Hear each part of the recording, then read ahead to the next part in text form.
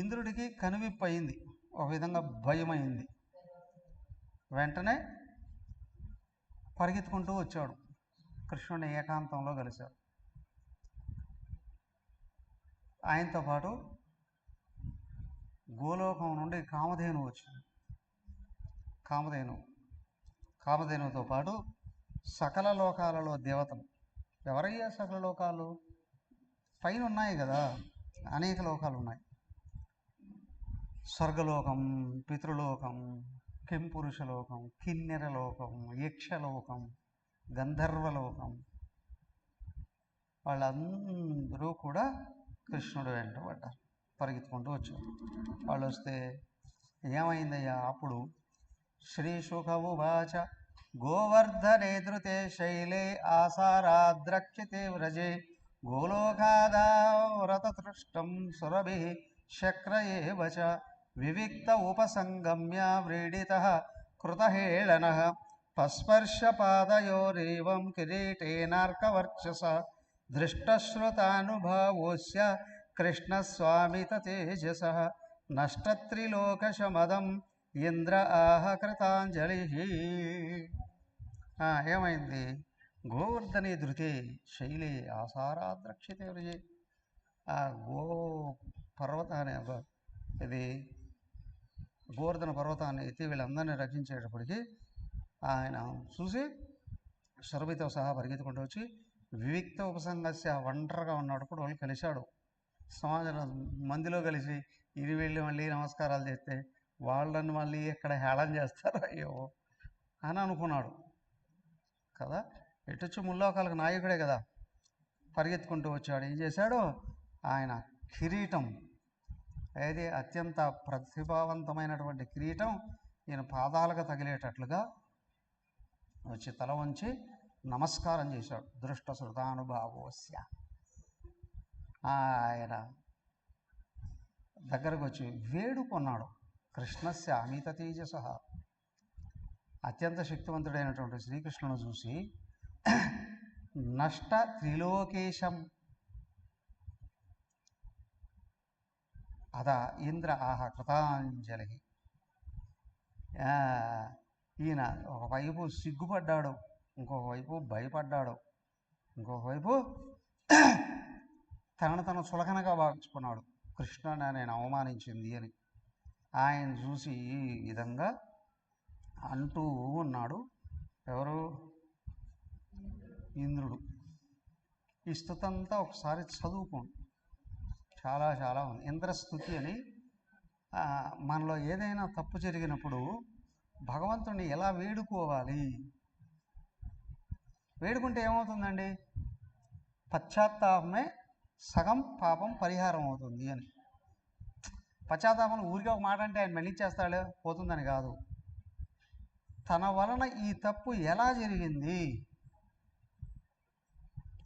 Recognise చేయాలి, గుర్తు చేసుకోగలగాలి. అయ్యా ఈ తప్పు జరగకూడదు కానీ జరిగింది, జరగడానికి పూర్వ అపరాలు ఏమిటి? ఇప్పుడు ముఖ్యమంత్రి గారు కూడా మంత్రులను, ఎమ్మెల్యేలను అప్పుడప్పుడు వాళ్ళ కార్యకర్తలను కూడా ఏదైనా తప్పు చేశారంటే దండిస్తారు. దండించి వాళ్ళ రాతపూర్వకంగా మీరు మాకు సంజాయిషి ఇవ్వండి అని మళ్ళీ ఆ తప్పులు చేయకుండా ఉండడం కొరకు. ఇంకా పెద్దదైతే దండించి వార్నింగ్ ఇచ్చేస్తారు, ఇంకొకసారి జరిగితే తీసి పారేస్తాం, జాగ్రత్త. అలాగే అయితే ఈ వ్యక్తి తనంతట తనగా రియలైజ్ చేయగలిగితే తన తప్పు ఏమిటి, తప్పు జరగడానికి హేతు ఏంటి, క్షమాపణ చెప్పేసుకున్నాడు అనుకోండి, మళ్ళీ అది జరగనీయకుండా చూసుకుంటాడు. కానీ ఆ లోపల తన తప్పు అనే భావన రాకుండానే, లేదా తప్పు ఏ విధంగా ఎందుకు జరిగింది అనే విషయం అర్థమే కాలేదు అంటే బుద్ధి మూసుకుపోతుంది, బుద్ధి తమస్సులోకి వెళ్ళిపోతుంది, ఎక్కడో మోహం ఆవేశిస్తూ ఉంది అని.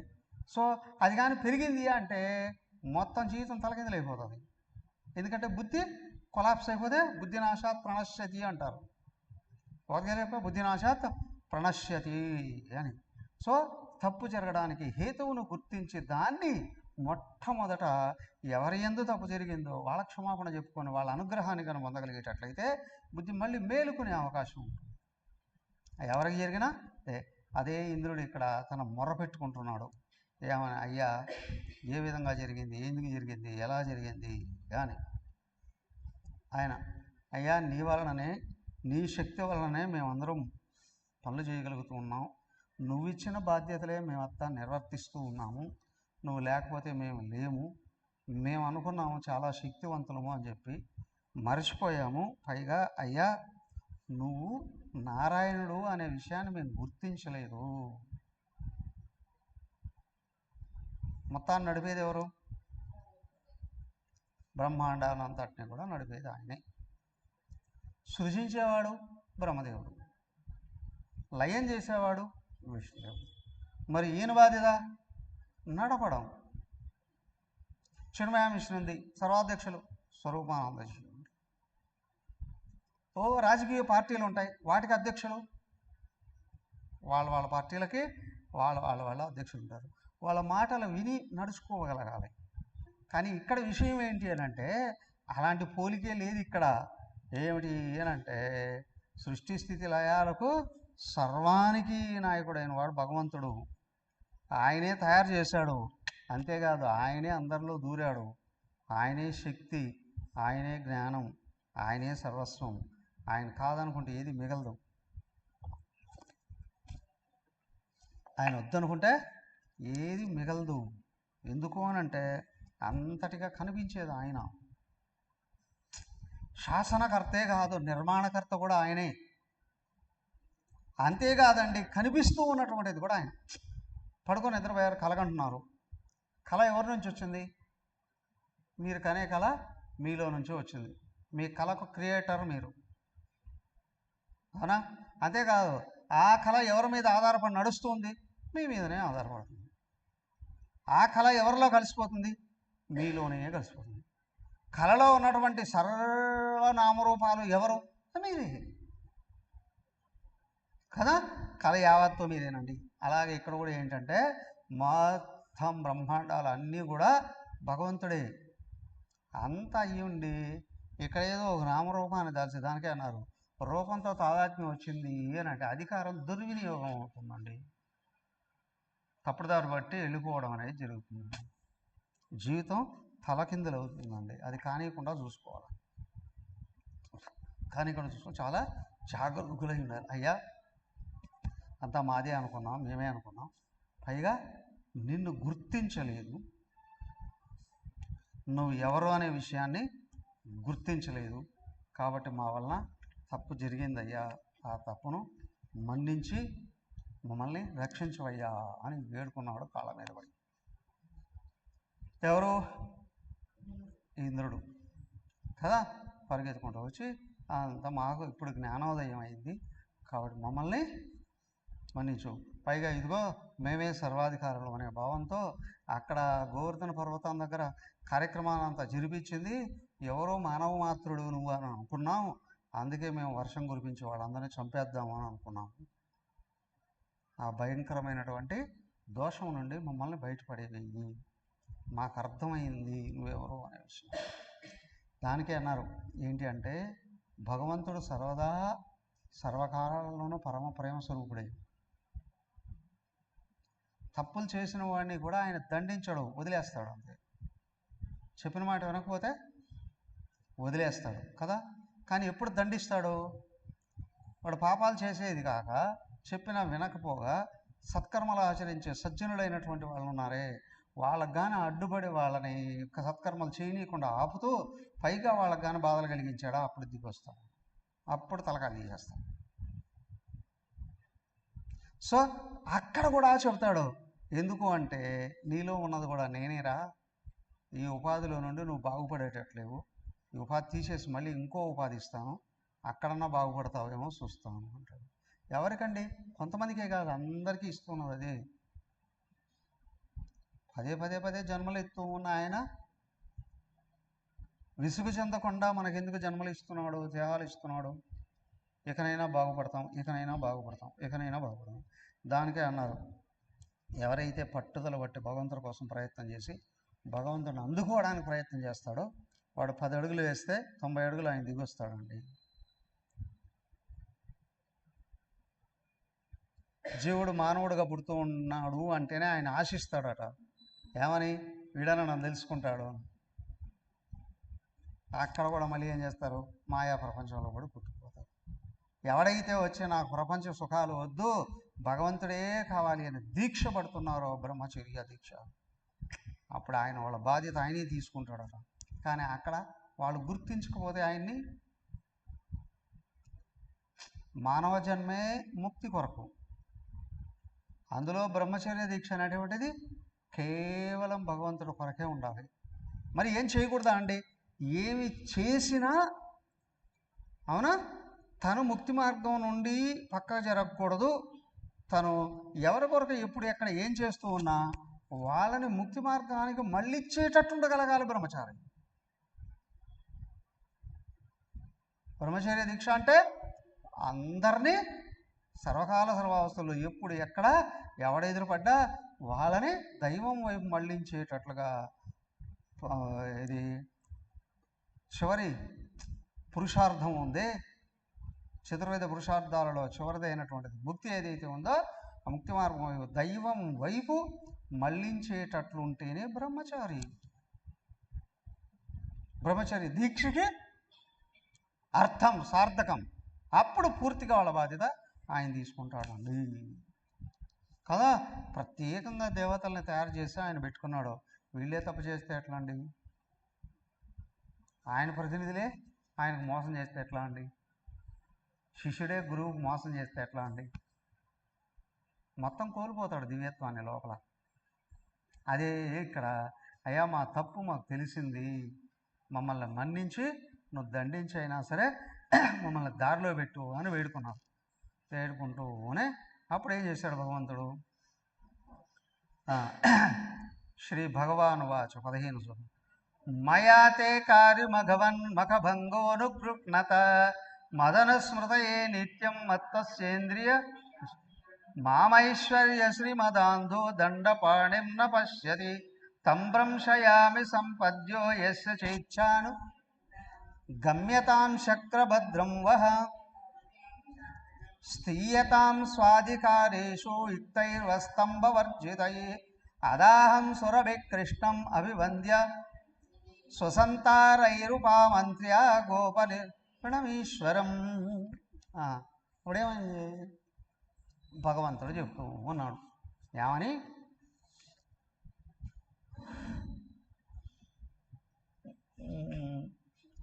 మయాతే అకారి భగవన్ మఖభంగో అనుగృహ్ణత. ఇదిగో నీకు ఏ బాధ్యత అయితే నేను ఇచ్చానో దాన్ని మర్చిపోయావు, ఏం చేయకూడదో అది చేసావు. పైగా ఎంత భయంకరమైన కృత్యం చేశాడు! భగవంతుడి అనుగ్రహాన్ని పొంది ఆయన రక్షణలో ఎవరైతే ఉన్నారో వాళ్ళని దెబ్బకొట్టడానికి ప్రయత్నం చేశాడు. అవునా? ఆయన రక్షణలో ఉన్న వాళ్ళని దెబ్బకొట్టడానికి ప్రయత్నం చేశాడు. కోపం రాదు ఆయనకి. కానీ తెలుసుకున్నావు, జాగ్రత్త, తెలియ తెచ్చుకున్నావు.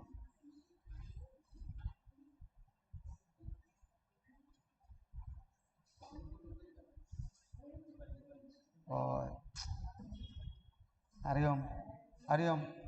కూర్చోండి. తుపాకి పట్టుకురా, మీ ఇంట్లో ఉందిగా తుపాకి పచ్చుకరా, బలిని చంపడానికి. హరి ఓం. సో నువ్వు బతికిపోయావు ఏంటి? తెలుసుకున్నావు కాబట్టి. నీ తప్పు నువ్వు తెలుసుకొని వచ్చి శరణ కోరుతున్నావు కదా. తప్పును తెలుసుకోకపోతే శిక్ష ఎంతవరకైనా వెళుతుంది. ఆయన ఎవరు?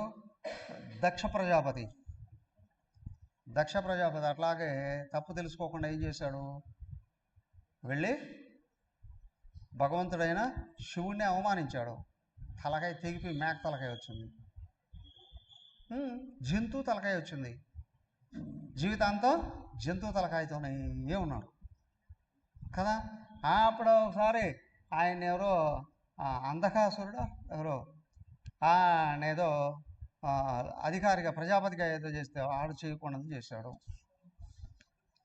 ఆ తలకాయ తీసేయాల్సింది వచ్చింది. అలాగే ఇంకొకసారి ఏంటి, బృహస్పతి స్థానంలో ఇంకొకరిని తీసుకొని పెట్టారు. వాళ్ళు కూడా తప్పు చేయడానికి ప్రయత్నం చేశారు. భగవంతుడు దిగొచ్చాడు, తలకాయ తీసేశాడు. సో కాబట్టి ఇక్కడ ఏంటి అని అంటే, దైవ అపచారం చేశావు అంటే, భగవంతుడి నిర్ణయానికి అడ్డుపోయావు అంటే తప్పనిసరిగా చాలా శిక్షలు పొందుతావు. భగవంతుడు భక్తులు కట్టుపోయినా కూడా కోపం వస్తుంది ఆయనకి. నువ్వు కానీ మేలుకొని ఆయన కాళ్ళు పట్టుకున్నావా, తప్పు నుండి బయటపడే అవకాశాలు ఉంటాయి. లేదు అంటే స్లోగా మనం ఏ కర్మలు చేస్తున్నామో అవే ఫలాలు ఇస్తూ ఉంటాయి. మనం చేసేటువంటి దేవుడికి ఇష్టమైన కర్మ అయితే పైకి వెళతావు, దేవుడికి ఇష్టం లేదు చేస్తూ ఉన్నావా పతనం అయిపోతూ ఉంటాం. మన పతనానికి కారణం మనం చేస్తూ ఉన్న దుష్టకర్మే. మన అభివృద్ధికి కారణం ఏంటి, మనం చేసే సత్కర్మేనండి. సత్కర్మే, నీ కర్మలే నీకు ఫలాలు ఇస్తూ ఉంటాయి. ఇదిగో అహంభావంతో చేయకూడనటువంటివి చేశావు, కానీ తెలివి తెచ్చుకున్నావు, ఇక మీదట ఇట్లాంటి చేయకు, జాగ్రత్తగా ఉండవని హెచ్చరించి ఆయన ఉన్నాడు. ఇలా అక్కడి నుంచి వచ్చింది కదా గోలోకం నుండి సురభి కామధేను. ఆ కామధేనువు దాంతోపాటు సకల లోకాల నుండి కూడా, సకల నదుల నుండి కూడా, సకల సముద్రాల నుండి కూడా జలం తీసుకురాబడింది. దాంతో ఈ కృష్ణుడు చిన్న ఆయనే కదా, ఇక్కడ ఆయనకి అభిషేకం చేశారు వీళ్ళందరూ. కామధేను మన భారతోనే అభిషేకం చేసింది. మొత్తం అందరూ ఎవరెవరండి, సకల దేవతలు, సకల లోకాలలోని దేవతలు భగవంతుడికి అభిషేకం చేశారు, పూజించారు, ఆయన్ని పూజించారు. చూడండి 26 చూడండి. నానారసౌగౌ సరితో వృక్ష ఆసన్మధుస్రవ ఆకృష్టవోచ్చ సౌషధయో గిరయో బిభ్రదుర్మణీం కృష్ణేభిషిక్తయే తాని సత్వాని కురు నందన నిర్వైరారణ్య భవాం తాత క్రూరాణ్యపనిసర్గత ఇతి గోకులపతిం గోవిందమభిషిచ్య సహ అనుజ్ఞాతో యయౌ శక్రో ఋతో దేవాదిభిర్ధ్రువం దివం. అప్పుడు ఏమైంది, అనేక రకాల నదుల జలము, సముద్రాల జలము, ఆ రసాలు అని వేస్తాం కదా, పళ్ళ రసాలు కదా, రకరకాల రసాలతోనూ భగవంతుడిని అభిషేకించారు. వీళ్ళందరూ కలిసి అభిషేకించేటప్పటికి ఆయన తర్వాత భగవంతుడు నారాయణుడు అయిన కృష్ణుడి దగ్గర అనుమతి పొంది ఇంద్రుడు వెళ్ళిపోయాడు. ఇంద్రుడితో పాటు సర్వదేవతలు వాళ్ళ లోకాలకు వెళ్ళిపోయారు. ఏమయ్యా, ఈ విధంగా ఇంద్రుడే కష్టాల నుండి బయటపడ్డాడు. దానికే భగవద్భక్తుడికి ఎవడైనా కష్టాలు కలిగిస్తే ఆయన ఏం చేస్తాడు, భగవంతుడికి చెప్పుకుంటాడు అంతే. కష్టాన్ని భరించలేకపోతే భరించగలిగినంత వరకు భరిస్తాడు, అవునా. భరించలేని స్థితే వస్తే భగవంతుడు చెప్పుకుంటాడు. ఆయన ఏం చేయడు. ఏం చేస్తాడు భగవంతుడు, పరిగెత్తుకుంటూ వస్తాడు ఆయన తన భక్తుడికి హెల్ప్ చేయడం కోసం. అదే జరిగి డైరెక్ట్గా భగవంతుడికి కూడా కష్టాలు కలిగించడానికి ప్రయత్నం చేస్తే శాపగ్రస్తుడు అవుతాడు. కానీ మేలుకున్నాడు, ఈయన బయటపడ్డాడు, వెళ్ళిపోయాడు. తర్వాత ఏమైందండి అని అంటే చూడండి 28వ అధ్యాయం. శ్రీ శుక ఉవాచ ఏకాదశ్యాం నిరాహార సమభ్యర్చ జనార్దనం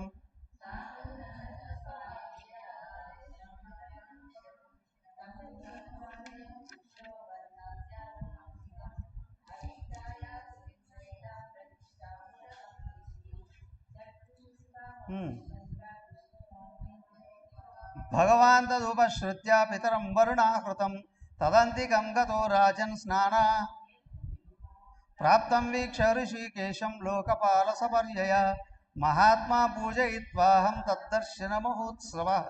ఓకే, ఏమైంది, ఒక సమయంలో ఈ నందుడు ఉన్నాడే, కార్తీక శుద్ధ ఏకాదశి రోజు వ్రతం చేశాడు. నందుడు వ్రతం చేశాడు. వ్రతం చేసి వ్రతం అయిపోయింది. మరి ద్వాదశికి స్నానం చేసి ముక్కు తీర్చుకోవాలి కదా. ఆ సమయంలో ఏమైందయ్యా, ఈయన మొదట వెళ్ళి యమునలోకి వెళ్ళి స్నానం చేసేసి వద్దాం అనుకున్నాం. ఆయనకు టైం తెలియలే. ఎందుకు అంటే అప్పుడు గడియారాలు లేవు కదా, అర్ధరాత్రే దాటిపోయింది, తెల్లారిపోయింది అని అనుకున్నాడు. నక్షత్రాలను చూసుకొని టైం లెక్క పెట్టుకునేవాళ్ళు.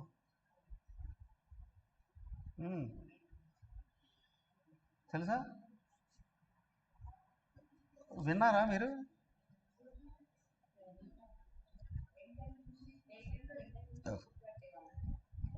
రాత్రి కూడా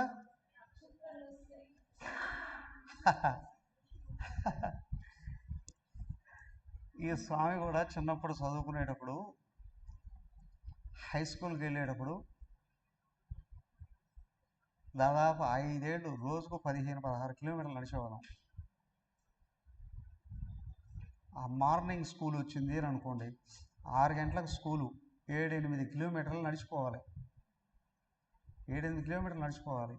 అవునా? చిన్నపిల్లలుగా కనీసం 2 గంటలు పట్టేది నడిచి వెళ్ళడానికి. ఎప్పుడు వేయాలి? 4 గంటలకు బయలుదేరాలి. 4 గంటలకు బయలుదేరాలంటే ముందు ప్రిపరేషన్ ఇంకొక గంట, దాదాపు 3 గంటలకి. అప్పుడు నిద్రలేసి స్నానాలు చేసుకొని, అవునా, ఏదైనా వండుకొని తినడం, తర్వాత స్కూల్కి వెళ్ళిపోవడం. ఏమయ్యా బస్సులు లేవా? లేదా, అసలు ఆ రూట్లో బస్సులే లేవు. ఆ రూట్లో బస్సులే లేవు, నడిచే వెళ్ళాలి. మరి దేన్ని చూసుకున్నాం? వాచ్లు కూడా లేవు, చేతుల్లో లేవు, ఇళ్లలో లేవు, చేతుల్లోనే లేవు. అప్పుడు ఇంత ఫేమస్ కాదు వాచ్. అవునా? గడియారాలు కూడా నక్షత్రాల మీదనే ఆధారపడేవా. నక్షత్రాల మీద. ఆ తర్వాత కాలేజీకి వెళ్ళేటప్పుడు కూడా రోజుకు 25-30 కిలోమీటర్లు నడిచేవాళ్ళం కాలేజీకి వెళ్ళాడు. మాకు మార్నింగ్ షిఫ్ట్ కాలేజీ ఉండేది. అది కూడా ఉదయం 6 నుండి 12 వరకు కాలేజీ, 6 నుంచి 1 గంట వరకు కాలేజీ. ఆ కాలేజీకి వెళ్ళాలనుకుని నడిచి వెళ్ళిపోవాలి. మరి దానికి ఇంకో గంట ఎక్కువ పడుతుందిగా. అర్ధరాత్రి కూడా వెళ్ళిపోతుండేవాడు. ఒక రోజు టైం గుర్తించక ఒక నక్షత్రాన్ని చూసుకొని ఇంకొకటి అని అనుకొని వెళ్ళిపోయి రాత్రి 12 గంటలప్పుడు ఆ వెళ్ళే దారంతా శవాలు వేసుంటారు, శవాలు పుడుచుంటారు. శ్మశానాలు 2-3 శ్మశానాలు దాటి వెళ్ళిపోవాలి. ఎలా ఉంటుంది? చీమ చెట్టు కన్నా విని ఉంటాం కదా, అవి ఎలా ఉంటుంది పరిస్థితి? వర్ణించడానికి టైం చాలదు. కానీ అదేంటి, ఆ నక్షత్రాల మీద ఆధారపడేవాళ్ళు అండి. ఈ నందు బాబా కూడా నక్షత్రాలను చూసుకొని పొర్రపడి తెల్లారిపోయింది అని అనుకొని పరిగెత్తుకుంటూ నదికి వెళ్ళిపోయాడు స్నానానికి. అది అర్ధరాత్రి. ఆ నది వెంట వరుణుడి యొక్క దూతలు కావలు ఉంటారట. వరుణ దూతలు కావలు ఉంటారట. అర్ధరాత్రి ఇప్పుడు ఈ స్నానానికి వచ్చేటప్పటికి ఏం చేశారు? పట్టుకొని ఎత్తుకెళ్ళిపోయారు, వరుణలోకానికి తీసుకెళ్ళిపోయారు.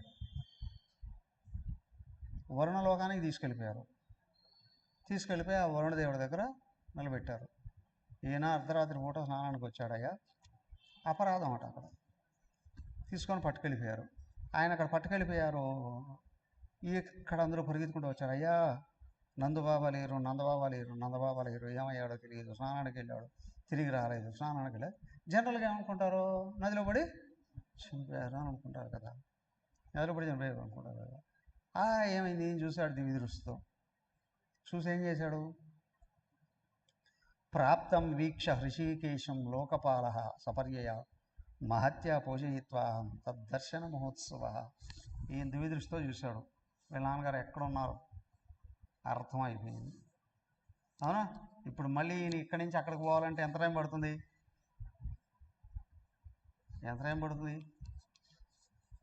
ఏమయ్యా, జగదేవ్పూర్ నుండి మన కుంభమేళ స్నానానికి వెళ్ళాలి అని అంటేనే ఫ్లైట్లో వెళ్తే 2 గంటలు వెళ్ళిపోవచ్చు అండి. ఎక్కడ 2 గంటలు? నీకు జర్నీ 2 గంటలు పడుతుందేమో ఇక్కడి నుంచి ఎయిర్పోర్ట్కి వెళ్ళడానికి, ఎయిర్పోర్ట్లో వెయిటింగ్ కొరకు. ఇదంతా బాగానే ఉంది, కానీ నీకు ఏరోప్లేన్లో వెళ్ళాలంటే ఎన్ని నెలల ముందు టికెట్ బుక్ చేసుకోవాలి కదా? లేదండి, అందుకే ట్రైన్ కూడా కొన్ని నెలల ముందు టికెట్ బుక్ చేసుకో. బస్సు అప్పటికప్పుడు ఇన్స్టంట్గా బస్సులు పెట్టేశారండి. నువ్వు బస్సు ఎక్కితే ఎన్ని రోజులు పడుతుంది? కదా. ఏదైనప్పటికి కూడా 1-2 రోజులు టైం పడుతుంది కదా. మరి వరుణ లోకానికి వెళ్ళాలి అని అంటే ఏం లేదు, సెకండ్లలో వెళ్ళిపోయాడు ఈయన. సెకండ్లలో వెళ్ళిపోయాడు. అవునా? ఎందుకు? ఈయన పరమాత్మ కదా అండి. ఎవరైతే సాధన చేసి ప్రకృతి యొక్క పరిమితుల్ని దాటి పరమాత్మలోకి చేరుకున్నారో, అవునా, వాళ్ళు కూడా ప్రకృతి మీద అధికారం వస్తుందండి. ప్రకృతిని నిగ్రహించారు వాళ్ళు కూడా ఏం చేస్తారు, ఇక్కడ మనకు కనిపించినట్టే కనిపిస్తారు అంటారు కదా మహాత్ములు, ఒక చోటు నుంచి ఒక చోటుకి వేరని. వీళ్ళు ప్రకృతిలో దేహాన్ని ఇక్కడ విసర్జిస్తారు, కనిపించకుండా వెళ్ళిపోతుంది ప్రకృతిలోకి. మళ్ళీ ఎక్కడ సంకల్పం ఉందో అక్కడ మళ్ళీ దేహం తయారవుతుంది. కట్ అండ్ పేస్ట్ అంటారే,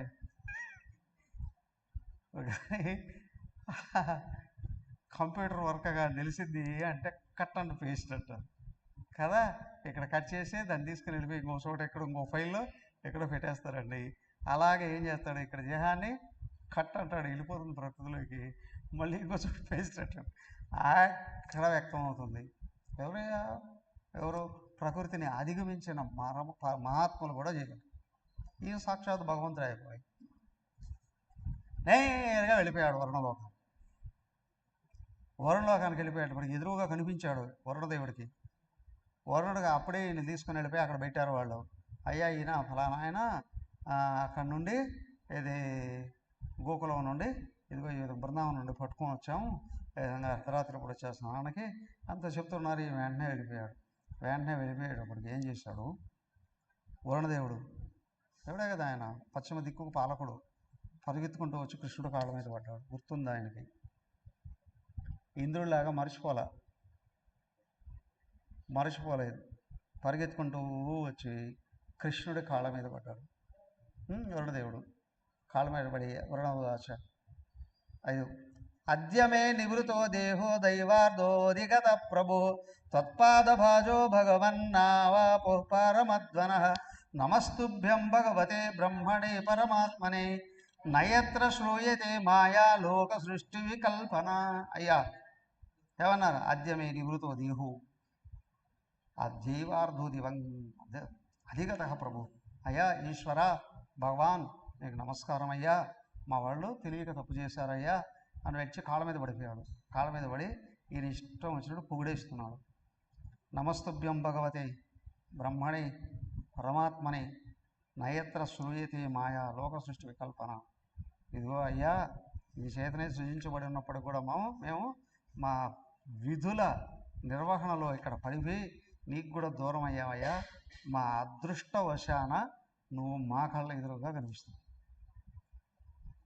ఓ పరమాత్మ భగవాన్, ఎన్నో వేల సంవత్సరాలు తపస్సు చేస్తే కానీ నీ దర్శనం దొరకదయ్యా. అలాంటి వాడు అయాచితంగా మా లోకానికి వచ్చావు, మాకు దర్శనం ఇస్తూ ఉన్నావు కదా.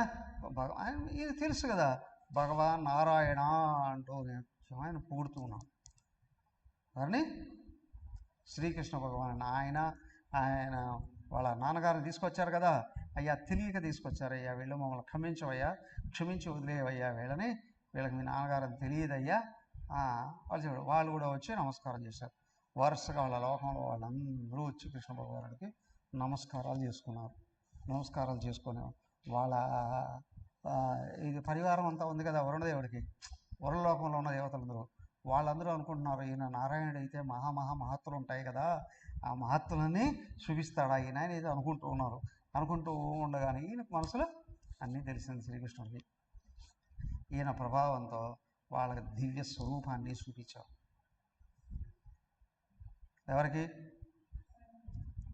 వరుణదేవుడికి, వాళ్ళ లోకంలో ఉన్న వాళ్ళకి అందరికీ కూడా ఈయన దివ్య స్వరూపాన్ని దర్శనం ఇచ్చాడు. వాళ్ళకి ఇచ్చి వాళ్ళందరినీ అనుగ్రహించి అక్కడి నుంచి వాళ్ళ నాన్నగారిని తీసుకొని తిరిగి వచ్చేసాడు. తిరిగి వచ్చేస్తూనే ఇప్పుడు వీళ్ళ నాన్నగారు ఆ గోపులు ఉన్నారు కదా, వాళ్ళ గోపాలకులు, వాళ్ళందరినీ కూర్చోబెట్టి కృష్ణుడి యొక్క మహత్తును గురించి చెప్తున్నాడు. అంతవరకు ఒక విధంగా ఉండేది, ఏదో గొప్పతనం ఉంది అని. కానీ ఇక్కడ సాక్షాత్ వరుణ దేవుడే పరివారంతో మొత్తం వచ్చి సాష్టాంగ నమస్కారాలు చేశారు కదా, అదంతా చూసి కృష్ణుడు సామాన్యుడు కాదు, వాళ్ళ నాన్నగారే కృష్ణుడి గురించి గొప్పగా వాళ్ళందరికీ చెప్పడం మొదలుపెట్టారు. వాళ్ళే అనుకుంటూ ఉన్నారు. ఏమని? కర్మ సిద్ధాంతాన్ని అంతటిని మళ్ళీ కూడా ఎవరు ఏం చేస్తే వాళ్ళకి అదే వస్తుంది. ఇది ఎప్పుడూ మర్చిపోకూడదు. అవునా? ఎవరు ఏం చేస్తే వాళ్ళకి అదే వస్తుంది. ఎవరు ఏది కావాలనుకుంటే అది రాదు. ఎవరు ఏం చేస్తే అదే వస్తుంది. వీళ్ళందరూ అనుకుంటున్నారు మనకు ఎన్ని జన్మల అదృష్టము, భగవంతుడు మన మధ్యలోకి వచ్చి మనల్ని అనుగ్రహిస్తున్నారు అని వీళ్ళందరూ అనుకుంటున్నారు. మరి నిజమేంటి?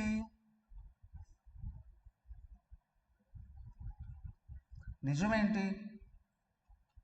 అది వాళ్ళు అనుకున్నది నిజమా కాదా? నిజమే కదా. లోక కళ్యాణం కోసం వచ్చాడు ఆయన. ఆయనతో పాటు దేవతలందరూ కూడా వచ్చారు. వాళ్ళ అంశాలతో అందరూ కూడా వచ్చారు ఇక్కడికి. వాళ్ళందరూ వచ్చారు. వాళ్ళల్లో ముఖ్యమైన వాళ్ళు కొంతమంది ఉన్నారు.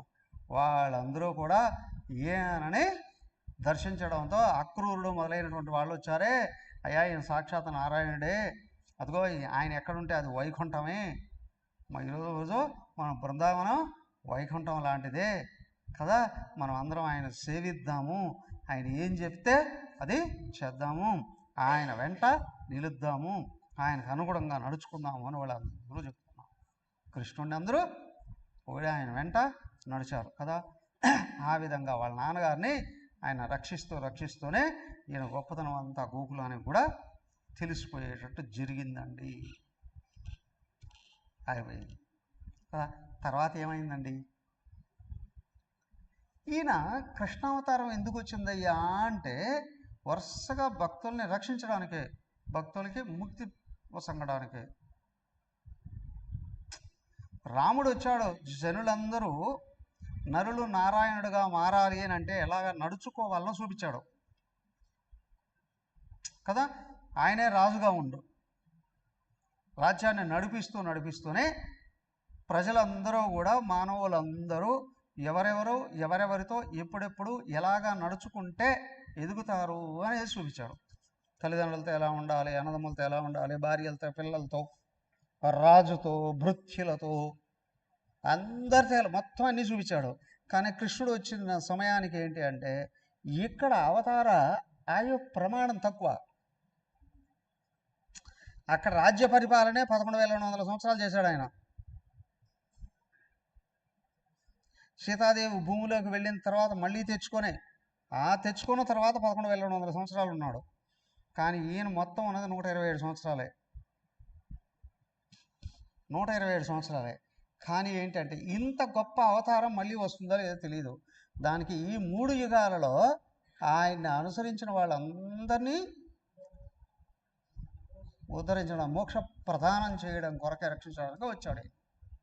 కాబట్టి ఎక్కడెక్కడ వరుసగా చిన్నప్పటి నుంచి, పుట్టినప్పటి నుండి కూడా ముక్తిని వసంగే కార్యక్రమాలు చేస్తుంది కదా. ఆ తర్వాత ఇప్పుడు ఏమైంది? ఈ గోపికల వంతు వచ్చింది. అక్కడేమో వాళ్ళకి అక్కడ వస్త్రాపహరణం జరిగింది కదా. వస్త్రాపహరణం జరిగినప్పుడు వాళ్ళని ఆశీర్వదించాడు, తర్వాత మీకు ముక్తిని ప్రసాదిస్తాను పోండి అని. కానీ ఆ సమయం వచ్చింది, రాసలీలలోకి వచ్చారు. ఏమయ్యా రాసలీలు? చదువు ఒకసారి.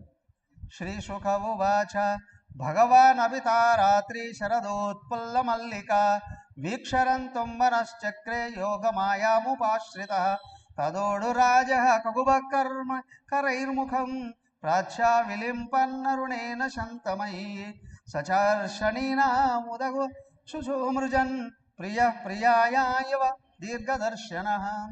ఏమైంది? ఈ భాగవతంలో శ్రీకృష్ణ చరిత్రలో రాసలీలలకు అత్యంత ప్రత్యేకమైన స్థానం ఉంది. రాసలీలకు, ఈ రాసలీలల గురించి ఒక్కొక్క రకంగా భావించుకున్నాం. ఇదంతా కూలంకషంగా చదవండి.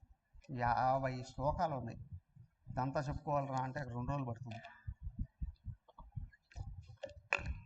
సంక్షిప్తంగా ఎక్స్ప్లెయిన్ చేస్తాయి. ఏమయ్యా రాసలీలలు అని అంటే వీళ్ళందరూ భక్తులే, వీళ్ళందరూ ఋషులే.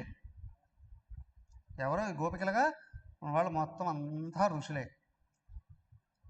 వీళ్ళని చూసి నారదుడు కూడా ఒకసారి అనుకున్నాడట, ఒకసారి నారాయణుడు ఉన్నప్పుడే బృందావనానికి వచ్చి ఆయన ఈ గోపికలందరినీ చూసి వీళ్ళంతా ఏది గోవులు మేపుకునేవాళ్ళు, ఆవులు మేపుకునే వాళ్ళ స్థాయి ఏముంటుంది, అట్లే లెక్క కట్టాడట ఆయన.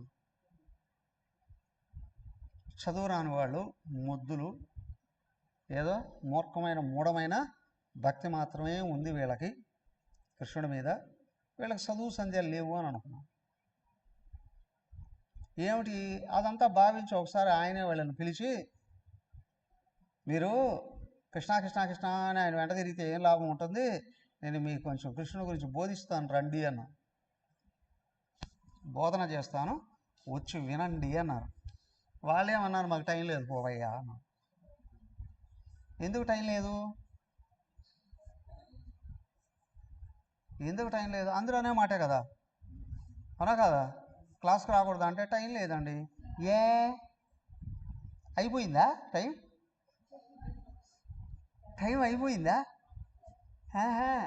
మా సమయం దేనికోసం కేటాయించబడింది, మ్యాక్సిమం సీరియళ్ళ కొరకు, సినిమాల కొరకు, షికార్ల కొరకు, ఫంక్షన్ల కొరకు, ఇంకా వ్యాపారాల కొరకు, వ్యవహారాల కొరకు కేటాయించబడి, అవునా కాదా, నిజం అబద్ధమా, అంత కేటాయించబడిందండి. కాబట్టి దేవుడి కొరకు, జ్ఞానం కొరకు, భక్తి జ్ఞానాల కొరకు సమయం లేదండి. సడన్గా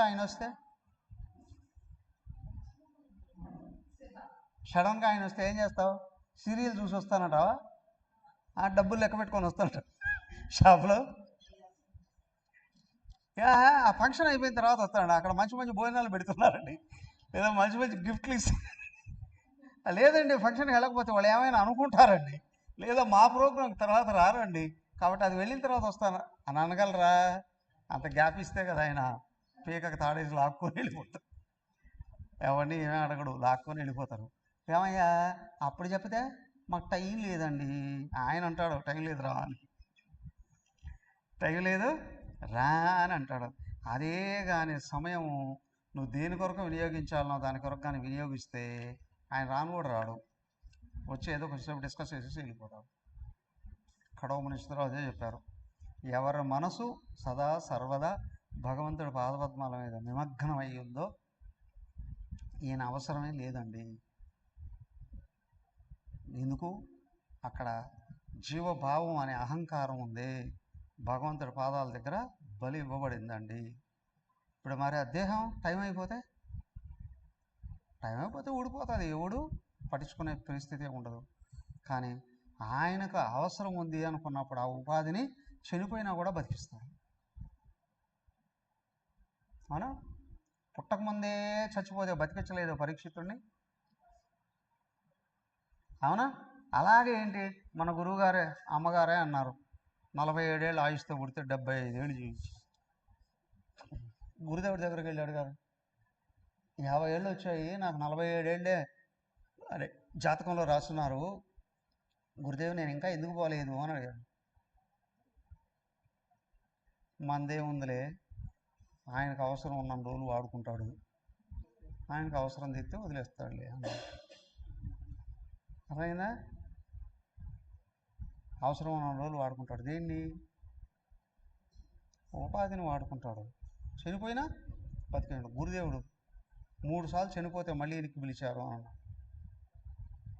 3 సార్లు దేహం చచ్చిపోయిందా, లోపల గుండెతో సహా అన్నీ ఆగిపోయాయి, కానీ మళ్ళీ ఇక్కడ కోట్లాది మంది భక్తులు ఆర్తితో ఆ త్రయంబక మంత్రం చదవడంతో మళ్ళీ లేచుకుంటారు.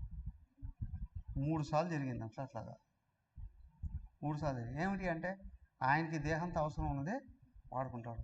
ఎక్కడ జీవభావం నశించిపోయిందో ఇప్పుడు ఆ శరీరంలో ఈశ్వరుడే ఉంటాడు, సంపూర్ణంగా ఈశ్వరుడే వాడుకుంటాడు, కాబట్టి ఆయనకు అవసరం తీరేంతవరకు వాడుకుంటాడు, తీరిపోయిందంటే వదిలేస్తాడు. ఇంకా గురుదేవుడు చెప్పింది అదే, మందే ఉందిలే, ఆయనకు అవసరం ఉన్నంతవరకు వాడుకుంటాడు, అయిపోతే వదిలేస్తాడు. చూడండి, మహాత్ములు ఎవరు కూడా సడన్గా చనిపోయినట్టు ఎక్కడా కనిపించదు. 95% ఏమవుతుంది? క్యాన్సర్తోనో పోయినట్టు తెలుస్తుంది. మహాత్ములందరూ కూడా 95% క్యాన్సర్తో పోయినట్టే తెలుస్తుంది.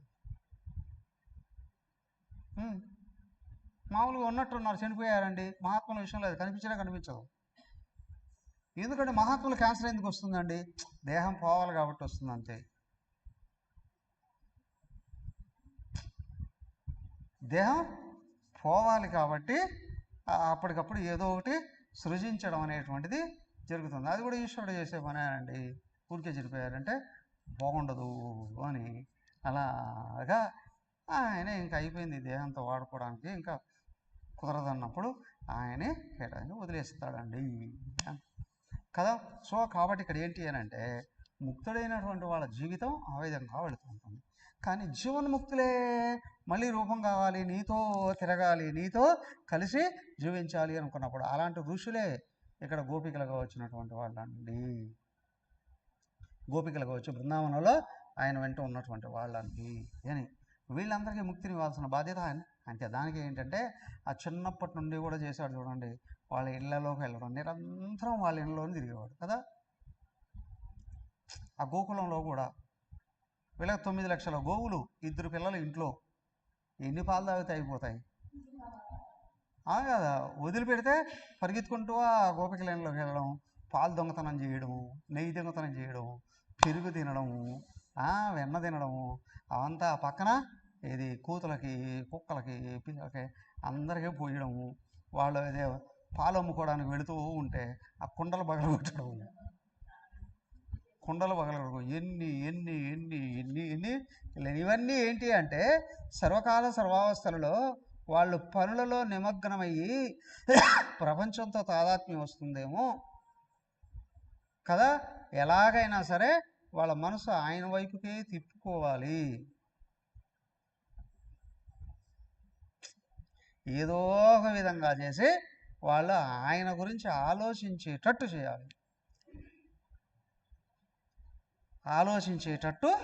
చేయాలి, దానికే అన్ని లీలలు చూపించాడు. చూపించి చివరికి వాళ్ళకి ముక్తిని ప్రసాదించే సమయం వచ్చింది కదా. ఆ సమయానికి ఏం చేశాడయ్యా ఆయన? నేరుగా వెళ్ళాడు. అక్కడెక్కడ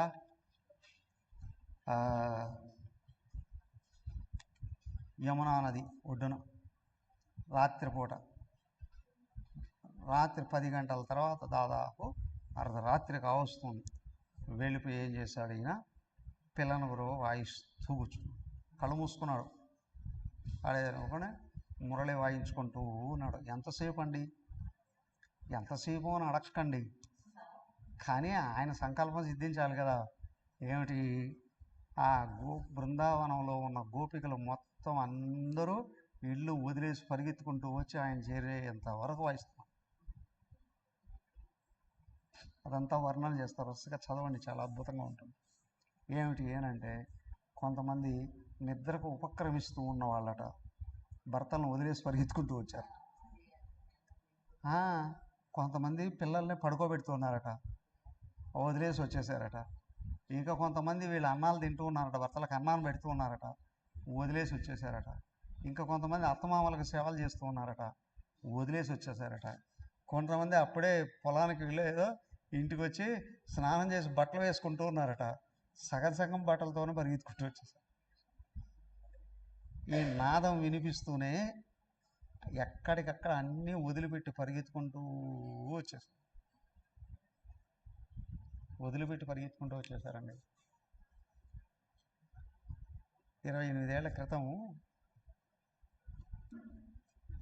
96 తర్వాత 97లో ఉధృతంగా ప్రచారం చేస్తూ ఉన్నాం తెలంగాణలో. జ్ఞానయజ్ఞాలు జరుగుతున్నాయి, ఊరు చేరుతూ ఉంటే కొన్ని చోట్ల పల్లెలలో, జగదేవ్పూర్ కావచ్చు, మద్దూరు కావచ్చు, టేక్మట్ల, ఇలాంటి ఊర్లో కూడా సాయంత్రం క్లాస్ జరుగుతుంది అని అంటే హడావుడిగా వచ్చేసేవాళ్ళు అందరూ. నేను క్లాస్కి వచ్చి కూర్చున్నప్పుడు ఒకరిద్దరే ఉండేవాళ్ళు. 1/2 గంటల లోపల మొత్తం అందరూ వచ్చి చదువుకుంటూ చెమటలు కక్కుతూ, ఇప్పుడే పని నుండి ఇప్పుడే వచ్చా స్నానం చేశాడు పరిగెత్తుకుంటూ వచ్చేసారండి. ఒక్కొక్కరు ఒక్కొక్కరు ఒక్కొక్క పని గురించి ఏంటంటే క్లాసు మీద అలాగా చూస్తూ గమనిస్తూ ఉండేవాడిని. ఎంత ఆసక్తి క్లాసు మీద వీళ్ళకి. అనేక గ్రామాల్లో చేశాను చుట్టుపక్కలంతా కూడా. అవునా? ఏ గ్రామంలో జరిగినా జగదేపురం చుట్టుపక్కల గ్రామాలు జగదేపురం వాళ్ళందరూ చుట్టుపక్కల అన్ని గ్రామాల్లోకి పరిగెత్తుకుంటూ వచ్చేసేవాళ్ళు క్లాసు. మద్దూరు వాళ్ళు అలాగే చేసేవాళ్ళు, టేకుమట్ల వాళ్ళు అలాగే చేసేవాళ్ళు. ఏమయ్యా అని అంటే ఆ రోజు నాకు ఈ దృశ్యమే కనిపిస్తూ ఉంది. ఏంటి అని ఎన్నెన్ని జన్మలలో దేవుణ్ణి ఆరాధించి ఉన్నారో, ఉపాసించి ఉన్నారో, భగవంతుడి గురించి భగవద్గీత గురించి మాటలు వినిపిస్తూ ఉంటే పరిగెత్తుకుంటూ వచ్చే క్లాసులో కూర్చుంటున్నారు. అవునా? ఎక్కడ ఆసక్తి నిండుగా ఉందో అక్కడే కేంద్రాలు ఏర్పడ్డాయి, అక్కడే కొనసాగుతున్నాయి. అవునా? ఆ ప్రారంభంలో వచ్చినటువంటి వాళ్ళు కూడా ఎవరూ ఆగిపోలేదు. ఆ లోపల ఉన్న ఆసక్తి ఏదైతే ఉందో కదా. ఇక్కడ కృష్ణుడి దగ్గరికి వీళ్ళందరూ పరిగెత్తుకుంటూ వచ్చేసారు అని అంటే ముళ్ళ వాయిస్తూనే పరిగెత్తుకుంటూ వచ్చేసారు. ఊరికే వచ్చేస్తారా? ఎన్నెన్ని జన్మలలో ఉపాసన ఉందో. జ్ఞానం మీద రాదు, బ్రహ్మ విద్య మీద క్షణంగా రాదు ఎవరికి. క్షణంగా వచ్చినా ఎక్కువ రోజులు నిలబడదు. నిలబెట్టుకోగలిగినటువంటి వాడి జీవితంలో ఇంకా వెనక్కి వెళ్ళడు. వాళ్ళందరూ పరిగెత్తుకుంటూ వచ్చి ఆయన్ని చేరుకున్నారు. ఆయన అందరూ వచ్చేంత వరకు ఆగాడు. వచ్చిన తర్వాత ఆశ్చర్యంగా పిల్లలను పక్కన పెట్టి పిల్లలంగానే చూస్తున్నాడు. ఎవరు మీరు, ఎందుకు వచ్చారు, మీరు ఏమీ తెలియనట్లుగా. అవునా? వాళ్ళని నిందించడం మొదలుపెట్టారు. మీకేమైనా సంస్కారం ఉందా? అవునా? తెలివితేటలు ఉన్నాయా? జ్ఞానం ఉందా? అసలు పెద్దలతో ఇళ్లలో గృహంలో ఎలాగా ఉండాలనో కించిత్ సంస్కారం లేదో విమర్శించడం మొదలుపెట్టాడు. సున్నితంగా అందరినీ తిట్టడం మొదలుపెట్టాడు. ఇంట్లో పెద్దవాళ్ళు ఉంటారు, పిల్లలు ఉంటారు, కుక్కలు ఉంటారు, అన్నదమ్ములు ఉంటారు, అవునా, మరుదులు ఉంటారు, బాబులు ఉంటారు. అందరినీ వదిలిపెట్టేసి ఇట్లాగా ఒక పరపురుషుడి దగ్గరికి ఈ విధంగా ఇంతమంది పరిగెత్తుకుంటూ వచ్చేసారే. మీకు సిగ్గు లేదా? మీకు ధర్మం తెలియదా? మీకు ఆచార వ్యవహారాలు తెలియవా? లాగా వీళ్ళు ఎందుకు వచ్చారయ్యా? వాళ్ళే చెప్తారు క్లియర్గా. తర్వాత నారదుడు అన్నామే వీళ్ళు విమర్శించాడు అని, మా టైం లేదు అని అన్నాడని. ఆ తర్వాత గుర్తిస్తాడు ఆయన కొన్నేళ్ల తర్వాత. ఏమిటి అని అంటే ఆ గోపికలు అందరూ జ్ఞానం లేని వాళ్ళు కాదు, అవునా, భగవంతుని గురించి తెలియని వాళ్ళు కాదు, భగవంతుడు వెంటబడుతున్నారు అని అంటే ఆయన భగవంతుడు అనే విషయం వాళ్ళకి తెలియక కాదు. అంటే ఆయన ఒక పురుషుడిగా వాళ్ళు ఎప్పుడూ చూడలేదు. ఆయన సాక్షాత్తు భగవంతుడుగానే చూశారు. ఆయన ఒక దేహం అనే భావన వాళ్ళకి ఎప్పుడూ లేదు. ఒక వ్యక్తి ఒకవేళ ఆ స్థాయిలో శరీరాన్ని చూసి ఆకర్షించబడి వెళ్ళారు అని అంటే వాళ్ళు వేశ్యలు అయి ఉండేవారు. జారాణామేవ అంటాడు. కాదయ్యా, వాళ్ళు సాక్షాత్తు భగవంతుడినే చూస్తున్నారు, వాళ్ళ దేహాన్ని చూడట్లేదు. 14 లోకాలలో గోపికలంత భక్తులు ఇంకా ఎవరూ లేరంటాడు. యదా వ్రజగోపికానాం అంటాడు సూత్రం రాస్తూ. ఏమని అంటే 14 లోకాల్లో గోపికలంత భక్తి కలిగిన వాళ్ళు ఎవరూ లేరండి అని అంటారు. వాళ్ళు సర్వకాల సర్వావస్థల్లో కృష్ణుని భగవంతుడుగానే చూశారు. వాళ్ళు అదే కొంచెం నొచ్చుకుంటారు, బాధపడతారు, కానీ తిరగబడి అనేస్తారు. ఏమిటి ఏనంటే ఇంకా ఆట ఆపవయ్యాసాలు. అవునా? ఎన్నో వేల జన్మల నుండి నీ కోసమే బతుకున్నాము, ఇప్పుడు నీ కొరకే జన్మ తీసుకున్నాము, నువ్వు చెబితేనే తీసుకున్నాము, నీ కొరకే బతుకుతున్నాము. నువ్వు కాదు అని అంటే మాకు ఈ జన్మ కూడా అవసరం లేదు, మళ్ళీ ఆ గృహాలతో మాకేంటి అవసరం కదా. నీ పాదపద్మాల మీద పడి ప్రాణాలు వదిలేస్తాం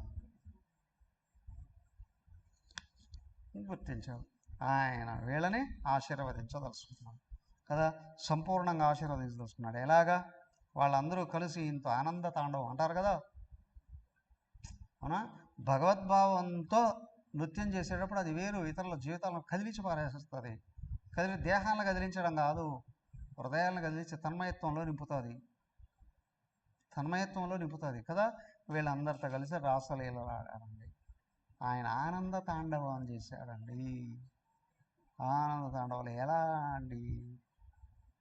అందరూ రౌండ్గా నిలబడుకున్నారట. ఈయన విచిత్రం ఏంటి అంటే ప్రతి ఇద్దరి గోపికలకు మధ్యలో ఒక కృష్ణుడు ఉన్నాడట. అంటే ప్రతి ఒక్కరికి ఉన్నాడు, ప్రతి గోపికకు పక్కన కృష్ణుడు ఉన్నాడు. రౌండ్గా తిరుగుతున్నారు కదా. గోపికకు మధ్యలో కృష్ణుడు కనిపిస్తున్న వాళ్ళు ప్రతి గోపిక కృష్ణుడితో కలిసి నాట్యం చేసింది, ఆనంద తాండవం చేసింది.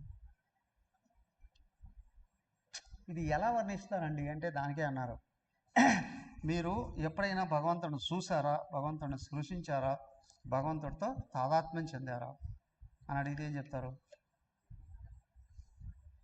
జవాబు రాదు. అలాగ ఫిజికల్గా అనుభవం లేదు కదా అండి అని అనుకోండి. భగవంతుడి స్పర్శ తగలకపోతే భగవంతుడి మీద ఇష్టం కలగదండి. అర్థమైందా? అందరూ వెళతారు దేవాలయానికి, ఈ పూజ చేస్తే ఇది వస్తుంది, అవునా కదా, ఈ దానం చేస్తే ఇది పోతుంది, పాపం పోతుంది, అవునా కదా, పాపాలు పోతాయో పుణ్యాలు వస్తాయో ధనాలు వస్తాయో, అంతేగా. కానీ దేవుడి మీద ఇష్టం కలగాలి అని అంటే ఆయన స్పర్శ తగిలితేనే ఇష్టం కలుగుతుందండి. స్పర్శ తగిలితేనే ఇష్టం కలుగుతుందండి. మరి ఆయన ఎట్లా ఎప్పుడు మమ్మల్ని స్పర్శించాడు అని అంటే దానికి చెప్తారు ఏంటి అంటే ఆయన నిజంగా భక్తి కలిగిన వాళ్ళకి ఆలోచనలు తగ్గుతాయి, అతి వేగం ఉండదు ఆలోచనలలో. అంటే బద్ధకస్తులై ఉంటారని కాదు, ప్రశాంతత అనేది వస్తుంది లోపల, శాంతి అనేది వస్తుంది, ఆత్మవిశ్వాసం వస్తుంది, దైవం మాకు తోడున్నాడు అనే నమ్మకం, ఇవన్నీ కలుగుతాయండి. అవన్నీ కలగడం వల్ల ఏం జరుగుతుంది అని అంటే ఎలా అండి ఇది గుర్తించేది దానికే అన్నారు. శ్వాసలు పీల్చుకుంటూ వదులుతున్నాం కదా, ప్రతి శ్వాస పీల్చడం వదలడంలో కొంచెమైనా గ్యాప్ ఉంటుందా? కాలాట పీల్చుకున్నాం, ఒక్క సెకండ్ అయినా ఆపుతాంగా. కుంభకం అని చెప్తారు. ఆ బహిర్కుంభకం అంతర్కుంభకాన్ని ఈ కుంభకం స్థితిలో భగవంతుడితో టచ్ అవుతున్నామండి అని అంటారు యోగశాస్త్రంలో. మరి జ్ఞాన మార్గంలో ఏమంటారు అని అంటే నీకు థాట్స్ వస్తున్నాయి కదా, ప్రతి థాట్కు గ్యాప్ ఉంటుందిగా, ఆ గ్యాప్ ఆయనేనండి. అదే ఇక్కడ గోపికకు మధ్యలో కృష్ణుడు అంటే ఆలోచనకు మధ్యలో కృష్ణుడు ఉన్నాడు. అతివేగంగా ఆలోచనలు కలుగుతూ ఉన్నవాడు దేవుడి మీద ఇష్టాన్ని కలగలేడు, పెంచుకోలేడు. ఆలోచనలు దైవకర్మలు చేయడం వలన నాకు ఆలోచనలు తగ్గాయి, కొంచెం ప్రశాంతత కలుగుతుంది అంటే ఆ ప్రశాంతత ఏదైతే ఉందో అదే పరమాత్మ స్పర్శ. ఆలోచనలు వేగం తగ్గాయి, ఇప్పుడు ఆలోచనకు గ్యాప్ ఉంది అంటే ఆ మధ్యలో ఆయన స్పర్శ తగులుతూ ఉందండి. దానికే అంటారు బల్బు నుండి వెలుతురు వస్తుందంటే కిరణాలు వస్తున్నాయండి, కిరణానికి మధ్యలో గ్యాప్ లాగా ఆలోచనకు మధ్యలో gap.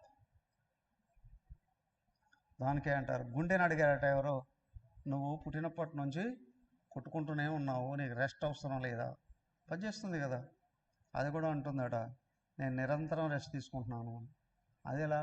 Lub dub lub dub, ఆ రెండు శబ్దాలు ఉన్నాయే, శబ్దానికి మధ్య గ్యాప్ వస్తుందిగా, అదే నా విశ్రాంతి స్థానము అంటుంది. అవునా? దానికి ఏంటంటే మనం ఆలోచనలను ఎంత తగ్గిస్తూ ఉన్నామో అంత దైవానికి దగ్గర అవుతూ ఉన్నాం, దైవం యొక్క స్పర్శలో ఉన్నాం. ఈ ఆలోచనలు చెడు ఆలోచనలు కంప్లీట్గా ఎప్పుడైతే వదిలేస్తున్నారో ఇప్పుడు పూర్తిగా ఆయన చేతుల్లోనే ఉన్నారు అని గుర్తిస్తాం. అదే రాసలీలండి. ఇక్కడ రాసలీల అంటే గోపిక అంటే ఆలోచన మధ్యలో కృష్ణుడు ఉన్నాడండి. ఇంత లోతైన అర్థం చెప్పారు. ఏంటంటే భగవంతుడిలో కూర్చోవడం, భగవంతుడి చేతుల్లోకి వెళ్ళడం, అవునా, భగవంతుడి చేత పూర్తిగా నడపబడడం, పూర్తిగా భగవంతుడికి స్వాధీనం అయిపోవడం, భగవద్ భావంలో లీనం కావడం. ఆ స్థితిని వాళ్ళకు సంపూర్ణంగా అందించాడండి ఆయన. అలాగా ఆయనతో కలిసి నృత్యం చేస్తూ చేస్తూ చేస్తూ వాళ్ళకి లోపల ఒక ఆలోచన కదిలిందట, ఈ సృష్టిలో మనంత గొప్పవాళ్ళు ఇంకొకరు ఉంటారా? అవునా, సాక్షాత్తు భగవంతుడే మనతో కలిసి నృత్యం చేస్తున్నాడు కదా, అవునా, సృష్టిలో మనకంటే గొప్పవాళ్ళు ఎవరుంటారు ఇంకా అని ఒక ఆలోచన పొడసూపిందట. అహంకారమే కదా అది కూడా. టక్కుమని మాయమైపోయాడు ఆయన. ఆయన మాయమైపోయాడు. ఏమైందండి ఇప్పుడు? వీళ్ళకి మళ్ళీ ఏడుపులు మొదలయ్యాయి. దానికి ఏంటంటే భగవంతుడు గుర్తున్నాడు అంటే లోపల శాంతి ఉంటుంది, ఆలోచనలు అవసరమైతేనే వస్తాయి. భగవంతుడు అనుగ్రహం పోయింది అంటే లోపల తాపం ఉంటుంది. అర్థమైందా? సింపుల్. లోపల శాంతి ఉందా, తాపం ఉందా? మండు వేసవిలో అవునా రూమ్లోకి వెళితే ఎలా ఉంటుంది మధ్యాహ్నం అప్పుడు, అదే ఏసీ వేసుకొని ఏసీ రూమ్లోకి వెళితే ఎలా ఉంటుంది? ఇంకా చెప్పాలరా అంటే రేకుల షెడ్ కిందకి వెళితే ఎలా ఉంటుంది? నువ్వు వ్యాన్ వేసుకున్నావు. కానీ అదే బిల్డింగ్లోకి వెళ్ళినా ఏసీ వేసుకుంటే ఎలా ఉంటుంది? లోపల ఆ స్థితి తెలుస్తుంది. శాంతి తరంగాలు కదులుతున్నాయా లేదా తాపం కదులుతుందా అంటే నువ్వు దైవానికి దగ్గరగా ఉన్నావా, దైవానికి దూరం అవుతున్నావా అనే విషయం ఇది తెలుస్తుందండి. సడన్గా ఆయన ఎదురుగానే మాయమైంది. ఇప్పుడు మళ్ళీ వీళ్ళు ఏడుపులు లంకించుకున్నారు. అవునా? ఇక్కడ నుంచి ఏంటంటే గోపికల పరితాపం అండి. అది రేపు చూద్దాం. హరి ఓం. ఓం సర్వే భవంతు సుఖినః, సర్వే సంతు నిరామయాః, సర్వే భద్రాణి పశ్యంతు, మా కశ్చిద్ దుఃఖభాగ్ భవేత్. ఓం శాంతి శాంతి శాంతి. హరి ఓం. శ్రీ గురుభ్యో నమః. హరి ఓం.